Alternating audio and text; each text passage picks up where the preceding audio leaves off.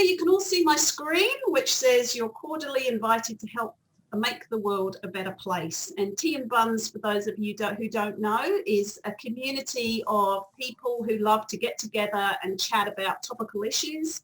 Every month we have this hour, usually on the last Thursday of the month, and anyone is invited to join us. So we have people from QUT here, we have people, alumni, we have our own students on board today, and of course we have people from the community. So you are all most welcome, and it's so great to have you. And I hope you've got your tea and something to sip on during our conversation today.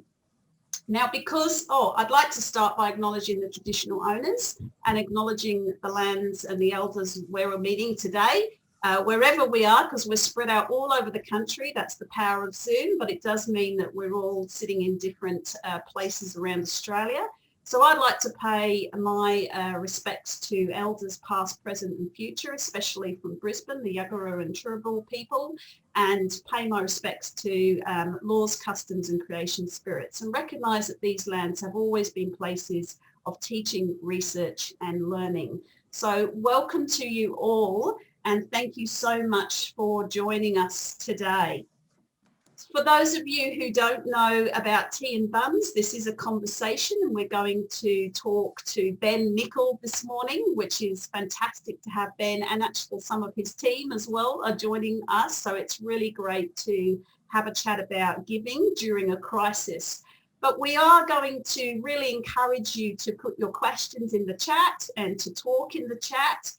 But you're also most welcome to come off of mute and ask your question verbally as well. Just either raise your hand or tell me in the chat. I'm going to keep an eye on the chat and see if I can keep up with that and not miss anything. So you're welcome to do either, both have a conversation in the chat and ask questions, but also come off mute if you have anything to say.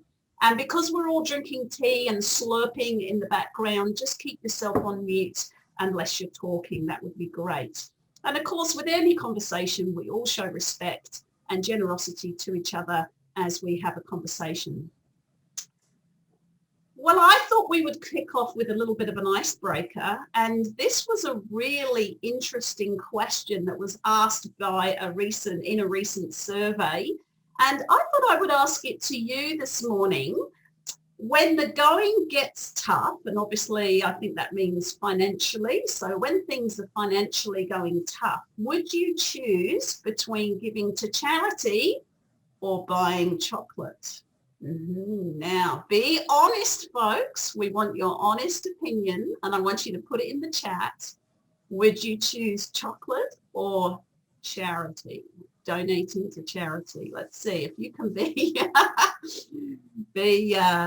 honest with yourselves and us. It's very interesting. If this survey question came across your desk, what would you buy? Oh, Erin, I love your heart. Yes, there is social enterprises that sell chocolate, so that's a really great way to get around this. Yes, we've got a few people saying charity, but we've got a few people saying chocolate as well. Okay, depends on the chocolate. Charity first, chocolate second. Yeah, good.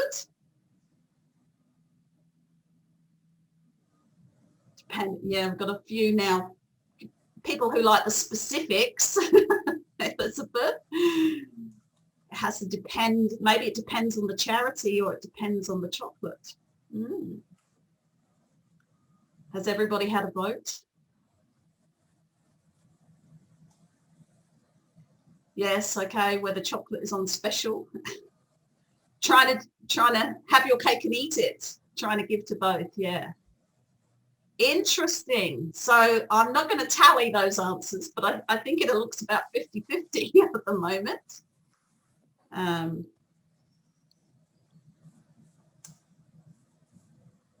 Save a little bit for charity. Yeah. I think for me also, I think it's about opportunistic. You know, sometimes when we're driven in times of crisis to feel like we need to give back. You know, chocolate doesn't always cover it, does it? It makes us feel good for an instance, but giving to charity and knowing that you're supporting people who are making an impact, that really has much more lasting satisfaction maybe than having a bar of chocolate that just, you know, gives you a small sense of satisfaction in the moment, but charity and giving gives you that long-lasting sense of satisfaction. Well, I thought that I would actually show you the results of this report. Does anybody know what the results were? Let's have a look and I'll show you. Well, they found that people are more likely to give up donating than reduce their chocolate buying overall. This was with donors and non-donors. So that's, that goes with all of you who said, yeah, chocolate would be really hard to give up. But then they sort of did a little bit more of a deep dive and found that broken down into donors and non-donors, there were differences. So non-donors ranked charitable donations as second most likely area to cut back. So they were much more likely to give back on charity immediately or before chocolate, after chocolate, whereas donors were more likely to continue their giving. So lower value donors were even more likely to put chocolate ahead of charitable donors. Oh, yes, that's lower donors. So they weren't as engaged as the higher donors. So the higher value donors were much less likely to want to give on charitable giving. But altogether, the public attitudes to giving in the pandemic report found that 23% of respondents said they expect to give less in the future, which is a little bit worrying and concerning because we do know that over 50% of charitable organisations rely on donations. And so those small donors are the ones that we really need to engage the most because they're the ones who give ongoing traditionally. They won't give big gifts maybe, but they will give regularly and give over time. And so those are the donors that we really need to engage, especially during times of crisis. And the pandemic obviously is just one crisis. We have a lot in Australia, with whether it's bushfires or drought or whether it's just some of your ongoing work that you do in the community. I know that many of you on the call today are from charities that just need ongoing donations. And so it's a very interesting insight into people's psychology and their giving choices and what we might learn from this in terms of how to engage those smaller donors who are much more likely to give up on giving if the time is tough, financially tough. So was that interesting? Just to open the conversation, because Ben and his team obviously we're thinking a lot about this as they approach Giving Day. Giving Day at QT didn't happen last year. It happened the year before. Ben's going to tell us this in a moment, but it happened in 2019, did not happen in 2020, but you know, they wanted to get it going again this year.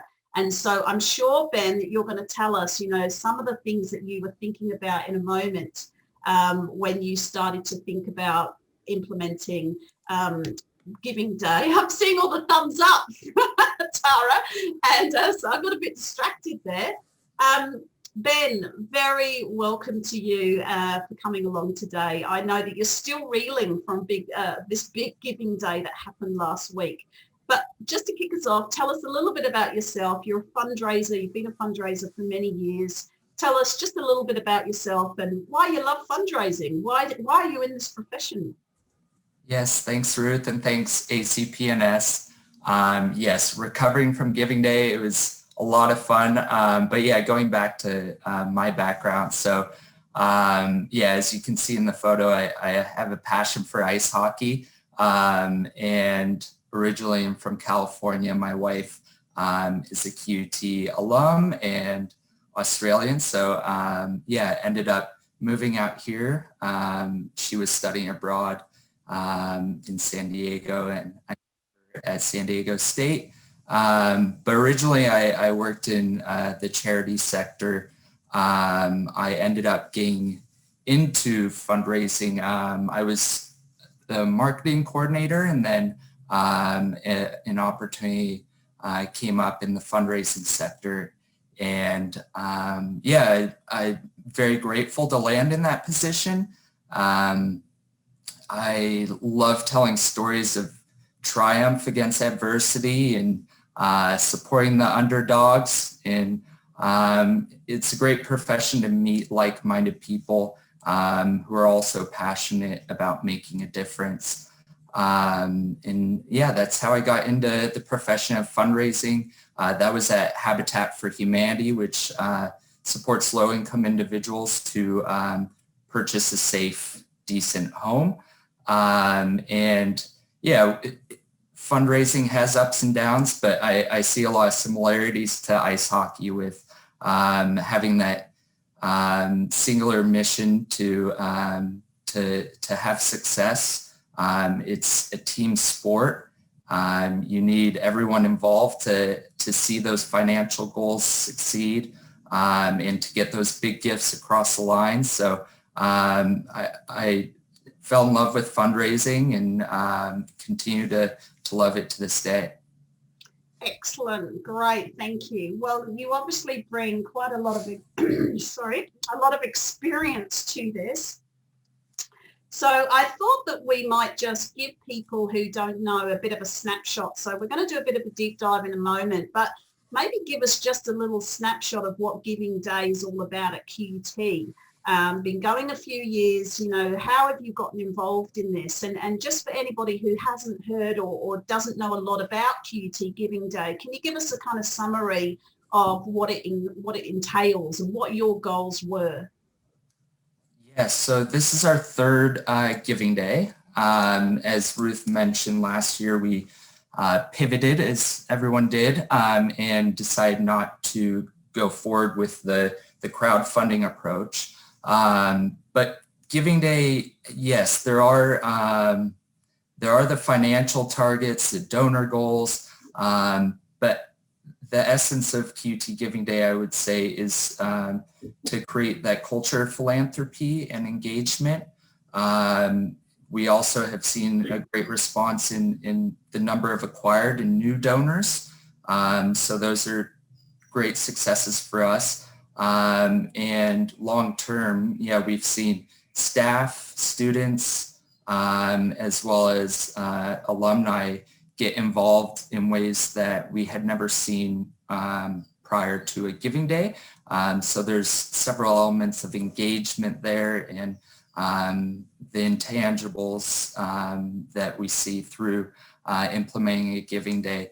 And I guess another element is just the fact that it's elevated our office, our advancement office, across the university. They now understand what we can do and what we provide to the university.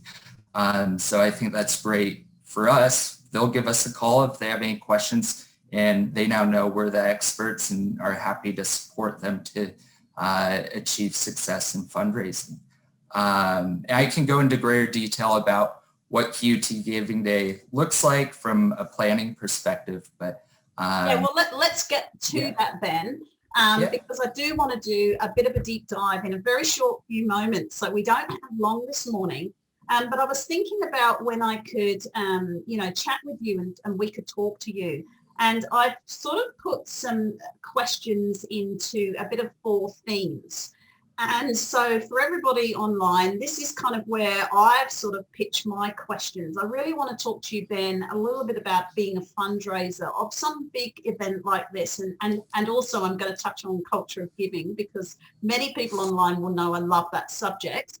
And I really want to just understand a little bit more about what that means and how that impacts on something like a Giving Day. And then let's just unpack a little bit about QT Giving Day and what you had to do to actually lead up to this day to make it a success. And then we'll get you at the end to give some real tips for success, because I know that there are people online who are thinking about doing their own Giving Day and are very keen to learn from you. So we want to know the highs and lows of this, Ben. You promised to be very honest with me. and really share with our community this morning. So thank you so much. And as I said, everybody, if you've got some questions, please put them in the chat and we'll raise some of those questions with Ben as well. So thank you very much for giving us an overview of QT Giving Day and what this means. But just tell us a little bit then about what the fundraising team had to do. And as a fundraiser, what did you have to do to rally, yes, staff, students, alumni, and people from the community in quite a number of projects? I mean, it wasn't just one thing you were raising money for. You were actually raising money for a lot of QT research projects, ACPNS being one of them, but also in terms of student support as well. So tell us a little bit about, what did you have to do as a fundraiser to build this momentum to Giving Day? Yeah, so luckily, since it was our third Giving Day, we had already developed that culture of philanthropy. People understood Giving Days, which is great. But everyone wants to be involved at that stage. So we decided to have, there's a selection process in place to have your project represented. We provide an EOI, and that helps us formulate what projects align to our key priority areas, what ones might be good in a couple of years' time, and also helps us with developing cases for support on the platform. So I think that's a key item that goes on behind the scenes, is the selection of these projects. We determined to go with 6 project areas, and each of the projects in those 6 priority areas aligned with our advancement strategic plan.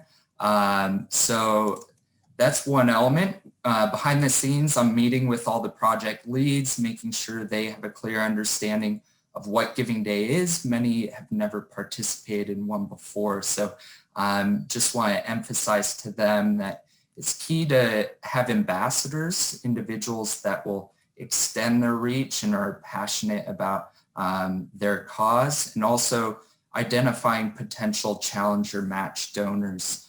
So it's key to have clear deliverables as well with these projects. We encourage them to provide a dollar amount that, if that's achieved, it'll deliver this outcome, so we can clearly communicate to the donors. So selection of projects, along with that, a big topic in the Giving Day space is determining the platform that you use. There's several platform providers out there that it can be a bit overwhelming deciding with what one to go with. So that's another element, is getting the platform all squared away and make it look pretty and aligned with the Giving Day look and feel. A communications plan, social media. We meet with the central marketing and communications teams. So yeah, a lot of internal stakeholders that you need to get on board early and make sure there's buy-in from the internal stakeholders, and also educating them on the Giving Day process. Yes, so that's a lot of planning. A lot of planning. It's already started. No, it started now for next year. But there is a lot of lead time up until the day, that a lot of work that goes on behind the scenes. And on that topic, the fundraisers are key. So we have a team of fundraisers. Our communications team I work very closely with on videos, as I mentioned, social media content, ambassador toolkit, and also all the EDMs that lead up to and on the day. And then our gift processing team assists quite closely with us to make sure everything's in order from their eyes with the segmentation of our data. So making sure alumni get a specific message, our overseas constituents get a message according. Can I stop you right there, because that is quite important. And I just want to make sure that everybody understands that donor segmentation is very important when you're trying to give particular messages to different groups of donors. So you're just picking up there, what are they students? What kind of messages should they receive? If they're staff, what kind of messages should they receive? And I think that's a really important insight, I suppose, in terms of the importance of really thinking through what are we trying to tell people and who are they? And really, I talk a lot about using empathy maps and actually trying to step in the shoes of your potential donor and then saying, well, what would they need to hear from us about this giving day and why we're doing it and what the money's going to and why it's important to give. So that donor segmentation and communication plan is pretty critical, isn't it, Ben? Yes, very critical. And that's always the one item that, it takes a lot of time. Coming from a charity sector, universities have, several cohorts. So we were looking at staff. So the vice chancellor sent an email out to staff. We also, a key priority for us this year was there are many first-time donors to our emergency student fund appeal last year, which saw great success. But a key priority is to encourage them to become part of the QUT giving community. So we identified a triple match for the Learning Potential Fund. So we included that in all our communications to donors, acknowledge that they had made their first gift. So yes, segment. I'm going to stop you again because you're mentioning another bit of jargon here, which is matching. Does everybody understand what double matching, triple matching means? Does everybody understand that? No, I felt that maybe that was something you just need to unpick for us. So what does it mean to get matching donations?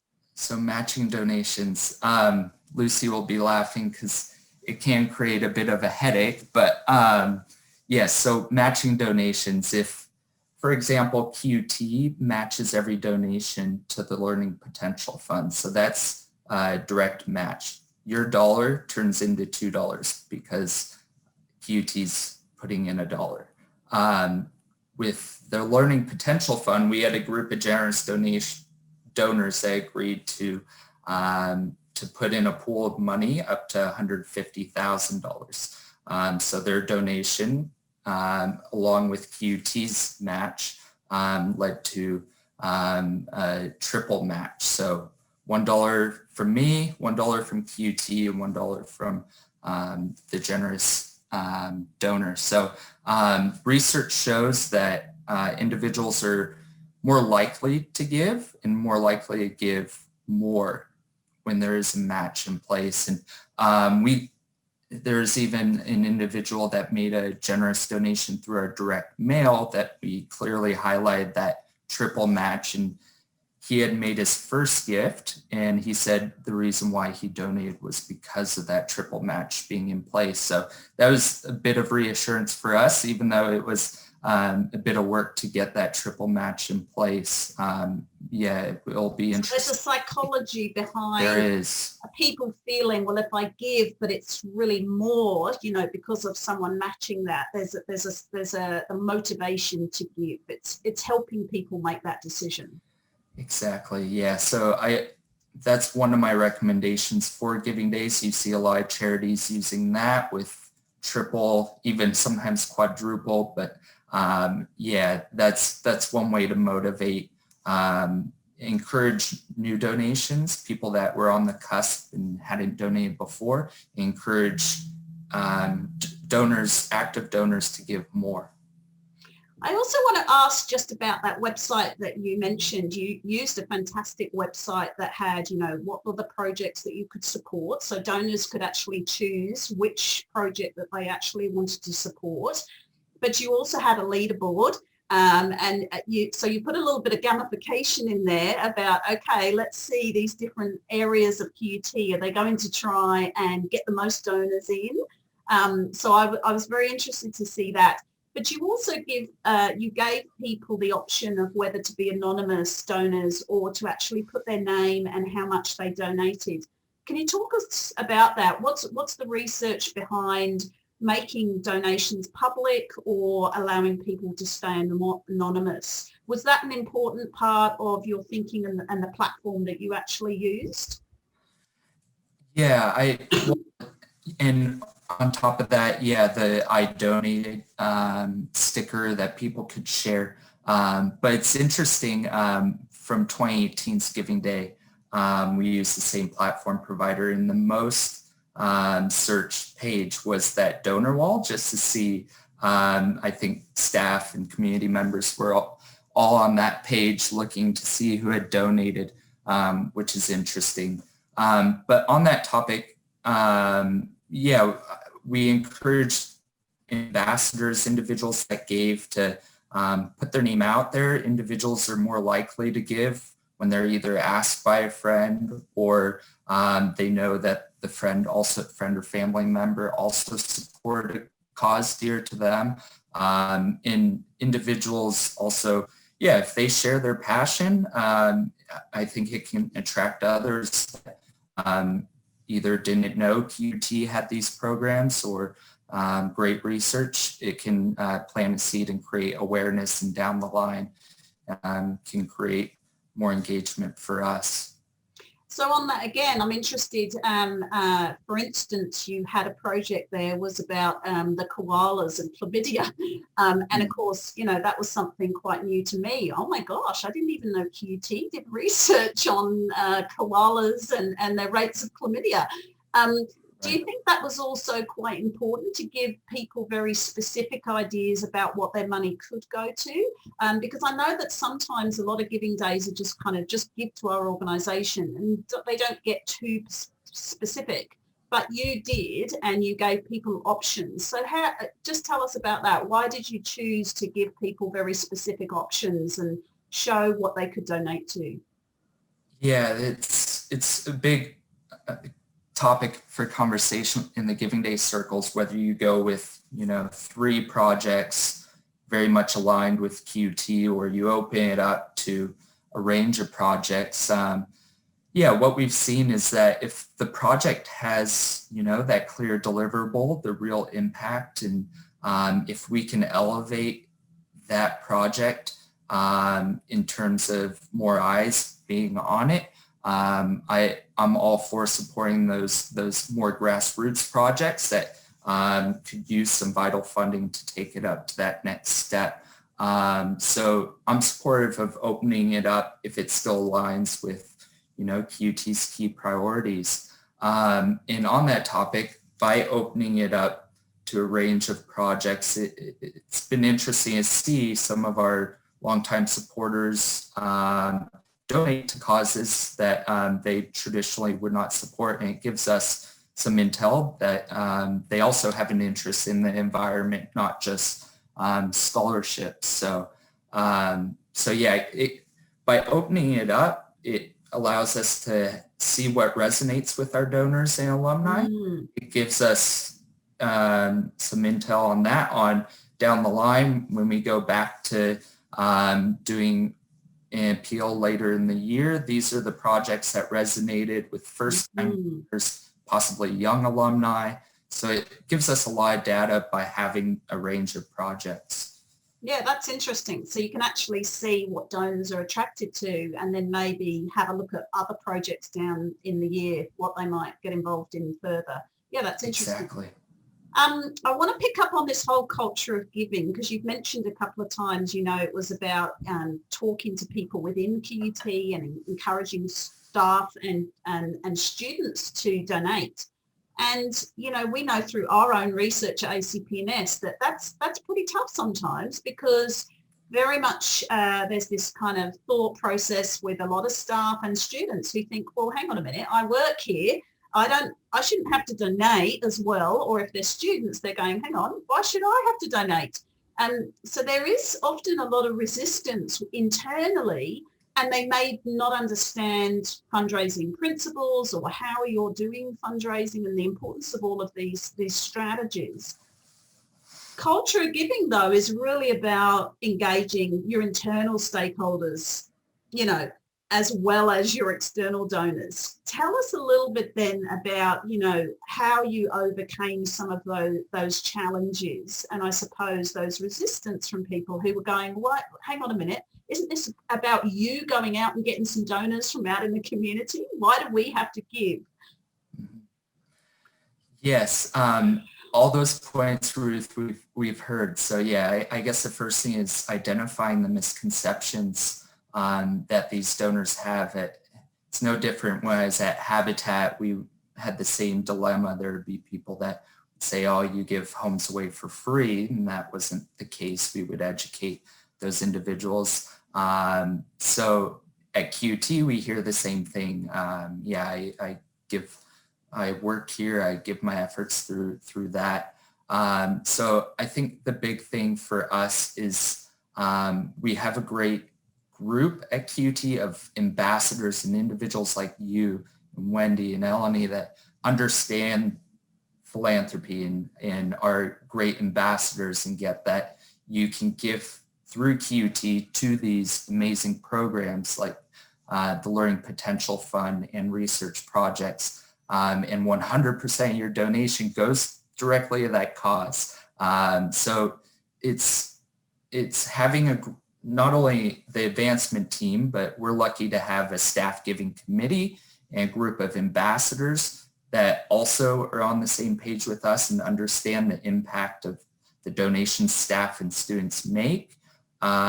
So that's one way we can get around that issue, is having these ambassadors like yourself, the staff giving committee within each faculty and division, spreading that message that we have provided to them, and that helps us get a bit further down the line on communicating.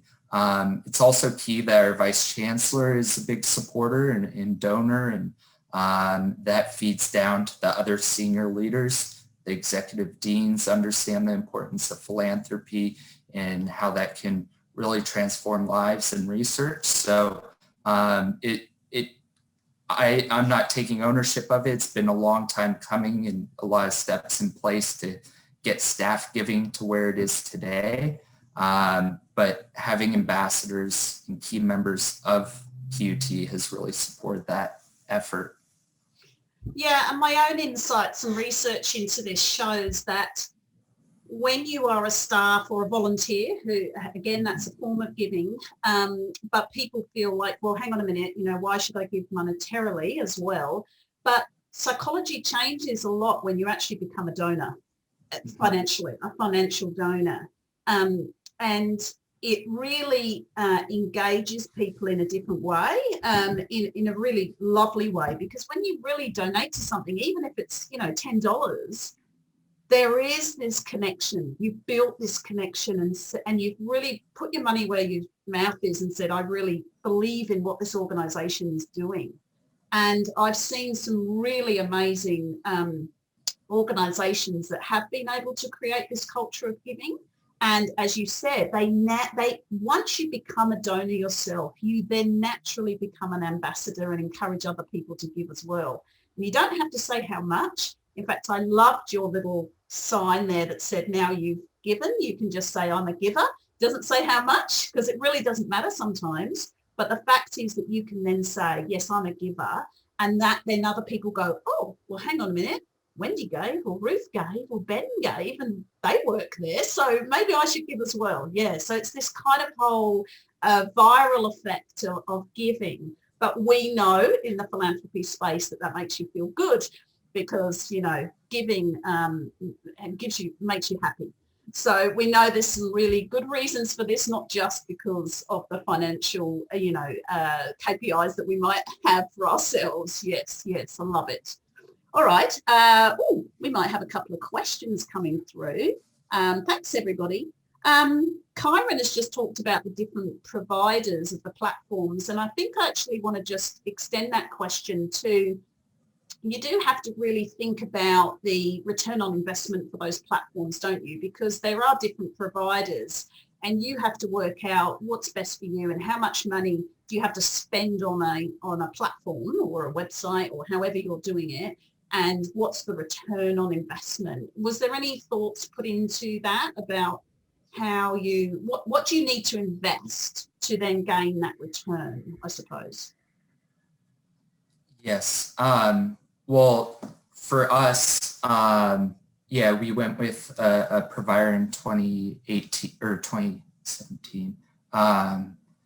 I'm sorry, 2018, called Give Campus. And yeah, it's an extensive process, and a lot of the platform providers will have a white label, and then if you want to add certain things, they bump up the prices. But yeah, I think that's one area that, yeah, you need to look at the costings involved and see what, what your donation goals are. But I just want to emphasize that it's key to have a platform, external platform, to have success in a giving day.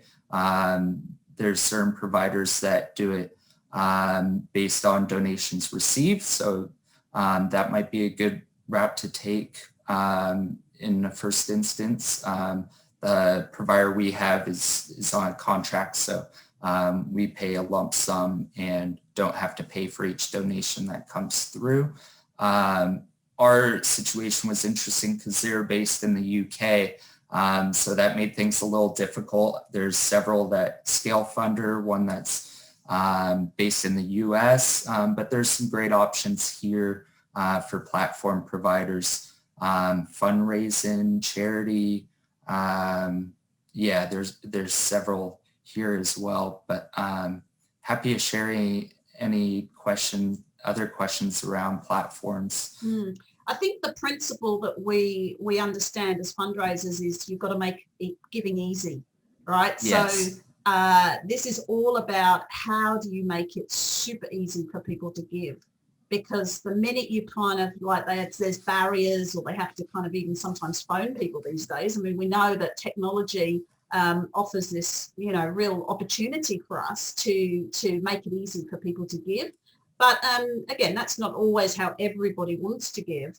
But if you put a lot of barriers in place, or a lot of, hoops to go through, I suppose, to give, then you tend to get a drop off, and people won't go through all those hoops. And on that topic, Ruth, yeah, the main thing that drove our decision is the fact that it was very mobile friendly. A lot of donations will be coming through mobile. So that, as well as they had a range of options for challenges and matches, which our previous provider didn't have. But yeah, happy we went through the process of trying to identify the best platform, and that can be a stressful task.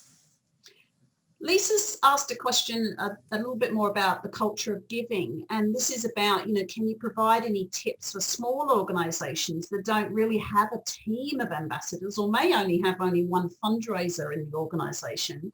How can you really engage frontline staff who are not fundraisers to really get behind what the fundraising team or person is doing and become ambassadors? What's your tips for that? So internal staff, how to make them become ambassadors. Yeah, I go back to it needs to come from the senior leader, the fact that, everyone should be able to express the mission of the organization and feel comfortable doing so. And everyone has a network. So yeah, just having that as a key message that individuals, everyone should be involved and communicate closely with that one fundraiser, because there are key players that other staff members are involved with that could potentially want to donate, but needs to be connected with the right person, being the fundraiser, to take that next step. But yeah, similarly at Habitat, we ended up setting up an ambassador committee because we thought that could extend our reach. And I would invite the key certain team members that aren't involved in fundraising but were on the build site, just so they could understand, what exactly we do in the fundraising team. So also including them in those meetings, I guess, would be another recommendation. Letting them know that these targets are shared. It'll progress their results. So at Habitat, help them get that house built quicker, and at QT, it's a shared mission to support disadvantaged students and research. So it is a team effort, and that's something we're working on with executive deans and having a more university-wide approach.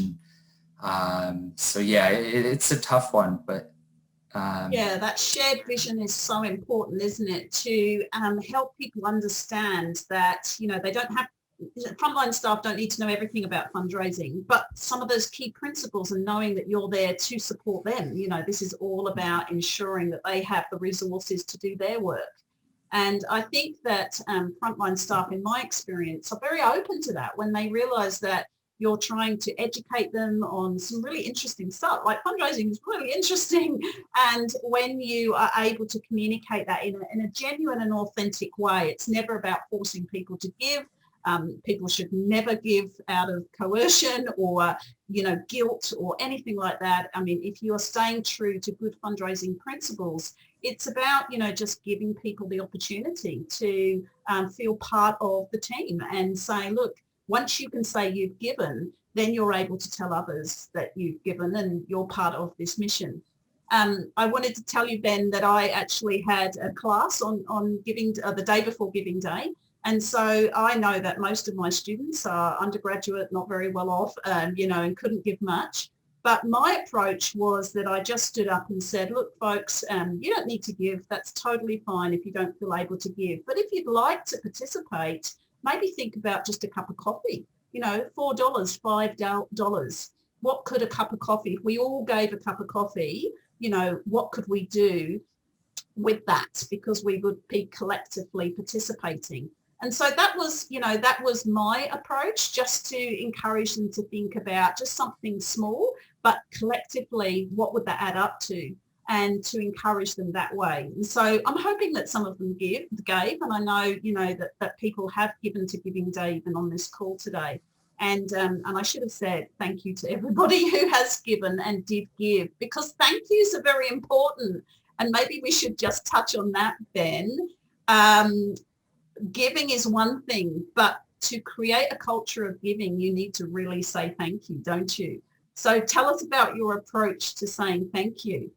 Yes, exactly. Saying thank you in a prompt manner is key, and also, expressing that gratitude and the impact of the gift.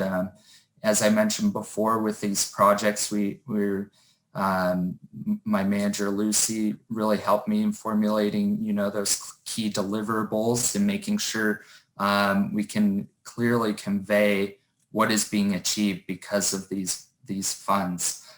So that's our next step is now that all the donations have come through, we sent out a thank you email yesterday with a comprehensive amount raised, the number of donors. We'll be sending out handwritten thank you postcards. We have some prospect managers that will be on the phones thanking them. But yeah, it's key. And Lucy and Claire, feel free to jump in if you have anything else to add. But yeah, highlighting it in our donor impact report. And I think first-time donors also, Giving Day I mentioned, it acquires a lot of first-time donors. So it's key to also acknowledge that group because once they make that second gift, they're more likely to be continue on that journey with us. So those are a few ways that we'll be thanking donors. And yeah, we put together a nice thank you video as well. But yes, and also I know ACPNS has key relationships, so I know you'll be reaching out to those key donors as well and expressing your gratitude. Ben, can I jump in for a minute? Yeah, absolutely, Lucy. I think the most important thing to consider with a giving day when we're looking at stewardship is that we need to be considering stewardship at the very beginning of the conversations about projects and what we're fundraising for. So when you're developing the cases of support, or whether you've got a one project giving day, gee, wouldn't that be nice, Ben? Not 15 again, is really considering what the impact is going to be, because on several occasions you're not going to fully fund a project. So if it's not going to be fully funded, how are you going to report back to your donors who have given what impact their support has made? So it's having those conversations at the beginning and being really clear about how we're going to communicate impact. So we sent out an initial thank you on Friday, so the day after Giving Day. We sent out a bit more of an update yesterday. Sorry, it's Giving Day is like Giving Day, we're through it, but it's still on. Yeah. Then we'll send out, more updates in the next couple of months where we can really give some clear examples about how that donor support has made a difference. And we have to really reinforce that for the donors, whether they've given for the first time last week or they've given for the second, third or fourth time, whether they're loyal or active or lapsed or new, is really reinforcing this year how their support's made a difference. So that by the time we get around to next year, people have a clear idea about how their support's made a difference. One of the challenges we see with stewardship is sometimes we forget about it. We don't start talking about it until the end of the fundraising appeal that you've got on. And we really need to embed it a lot sooner. And, I think Ben, and really kudos to Ben, because he's done an outstanding job this year delivering QUT's Giving Day. As a team, we've supported him, but he's done it, with much less resourcing than we've had in previous years and just some really outstanding results. Yeah, thank you for adding that. And I couldn't agree more about measuring and reporting on impact, because that is why your donors give. They give to make a difference. And if you cannot report what you've done with their money, then you are going to get a drop-off. They're not going to come back year after year. And that culture of giving is going to be hampered by the fact that you're not getting back to people and saying, look at what we've done with our collective response to, this invitation to give. I really want Wendy to just talk quickly about the research around planning in terms of people planning to give. It picks up on Bianca's question a little bit about you don't have to say, can you give some money today? You can actually say, look, we're raising money for something. If you would like to think about it, or if you would like to consider giving, here's where you can find more information. And Wendy and the team at ACPNS has done some great research into the importance of giving people time to plan their giving. But they will, in that planning time, they will look at the impact that you are making with previous donations. Wendy, can you give us some insight quickly? Because we don't have much time left. Quickly. I really want to get this in. Sure, Ruth, and very quickly, it's very easy and the numbers are compelling. This is Giving Australia, so huge household survey. The first Giving Australia, if people planned their giving, they gave 4 times as much as those who gave spontaneously.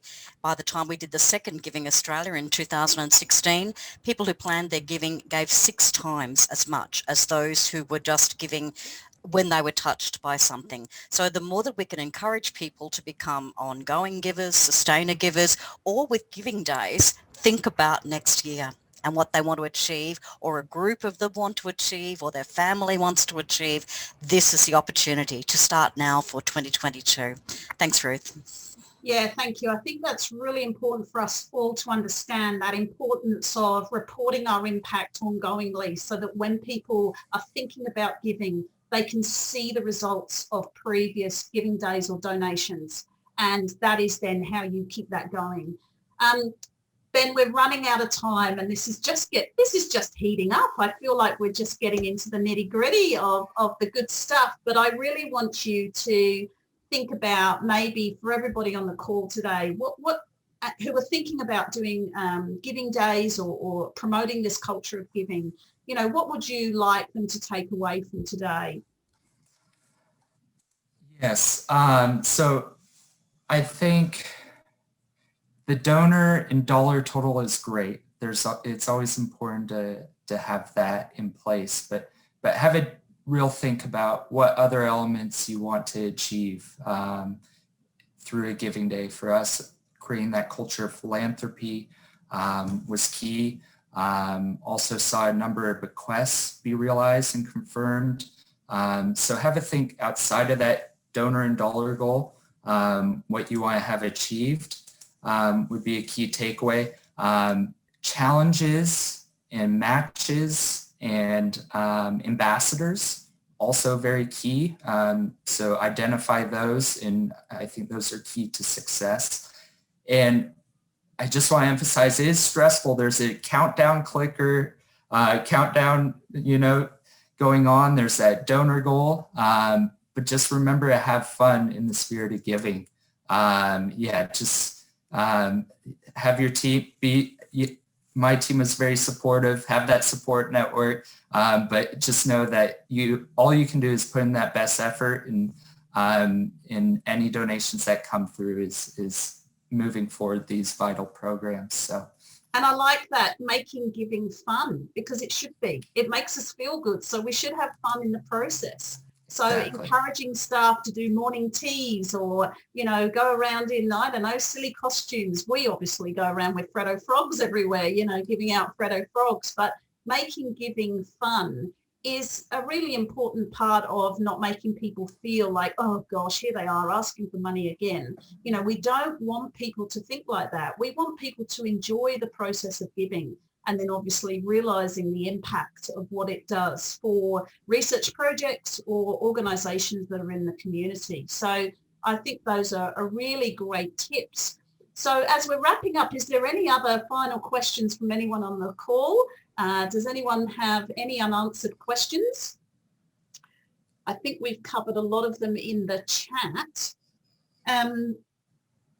I think probably you should just tell us what the results were, Ben. I don't actually think we have mentioned that you did actually do very well on Giving Day, and you succeeded your goal, which was $1 million.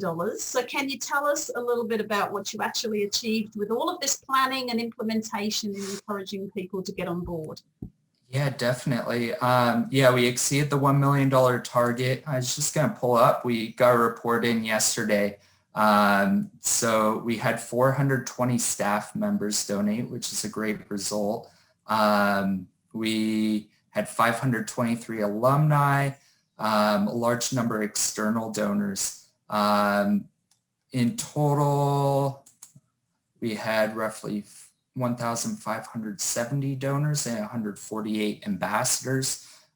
So great results. And just going back to the ambassadors, a lot of students don't have capacity to give, but it's great to see, the young alumni and students get behind in a way, in a volunteer effort to extend our reach.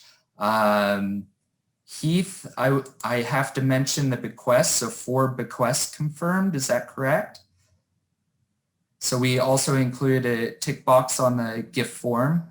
So he's been, his work has just begun, following up with bequest notifications, but all around, great team effort, exceeding the financial goals, lots of great donors, new donors. So I'm looking forward to thanking them and cultivating them, and just want to thank once again ACPNS for their efforts in the Freddo frogs, as you. Well, of course, we did raise about $18,000 for ACPNS and nonprofit research, and we're very, very grateful to everybody who got behind us and really supported the impacts that we want to make to our sector and our community through nonprofit research. So again, thank you to everybody who participated. It makes things like Tea Buns feel so good because I know that we have a community that supports our research, and we have an opportunity to use our research to support community organisations and social enterprises. So thanks, Ben, for letting us get involved, and we hope to have an even better Giving Day next year. So in just wrapping up then, I do want to say thank you, and it means that we're going to continue Tea Buns. I love this community, and next month we are going to have a chat with Natasha Yates, Tash Yates. She's a GP, but also a general practitioner educator at Bond University. And I thought that probably a very topical conversation next month would be around the vaccines. We know the rollout is happening, And certainly at QUT, we've already been told the vaccine is available. And so really, I think a lot of us are thinking, okay, well, is this the time now to get the vaccine for myself? But also, what do I say to my friends, my families, my service users, the people that I work with? What am I going to say about, making informed decisions? So next month is going to be a very interesting conversation. It's not trying to persuade you either way. It's really about how do we make sure that we create informed decisions within our organisations, but also within the community. So I hope you'll join me for Tea and Buns next month. And I also have a few more Tea and Buns being planned. But if you have any other ideas of topics that you would like us to talk about, or people like Ben who you would like to have a chat with, then please email me. So thanks again, Ben. Thanks for coming this morning. Thanks, QUT Giving Day team. Great to have you with us. Thanks to everybody online, students, alumni, and also anyone from the community that was able to join us today. I hope you've got some really great insights. I hope you're encouraged and inspired to do your own Giving Day. And if you need any other research about philanthropy and fundraising, then you know where to come. Come to ACPNS, and we'll happily share any research that you need to make your fundraising more successful. So thanks, everybody. See you next month, and stay in touch.